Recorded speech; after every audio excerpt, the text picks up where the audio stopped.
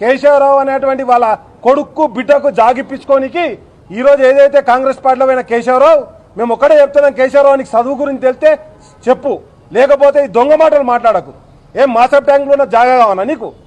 లేకపోతే రామంతపూర్లో జాగాలు అమ్ముకోవనా మీరు? పీపీఏ మోడల్ ఇచ్చి ఎవరికి అప్పచెప్తారు? ప్రైవేట్ కంపెనీలకు ఈ జాగాలను అప్పచెప్పడానికి. మా 58 పాలిటెక్నిక్ కాలేజీల గవర్నమెంట్ భూములు వరంగల్లో నడిబొడ్డున ఉంటుంది, హైదరాబాద్లో నడిబొడ్డున ఉంటుంది మా పాలిటెక్నిక్ కాలేజ్.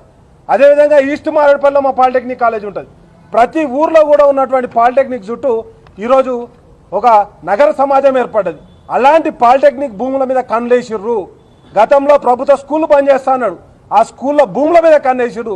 ఇది రియల్ ఎస్టేట్ ప్రభుత్వమే తప్పితే రియల్గా ప్రజల గురించో లేకపోతే విద్యార్థుల గురించో పనిచేసేది కాదు.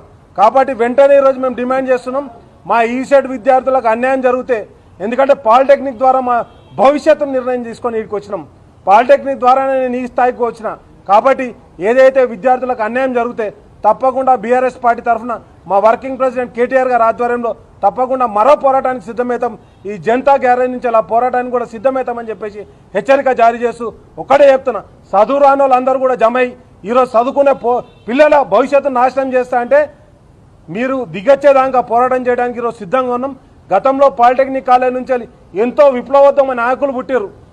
ఈరోజు మళ్ళీ ఆ విప్లవాన్ని మరొకసారి పుట్టియొచ్చని చెప్పేసి వీళ్లకు విజ్ఞప్తి చేస్తూ హెచ్చరిక జారీ చేస్తున్నాం. జై తెలంగాణ, జై కేసీఆర్, జై కేటీఆర్.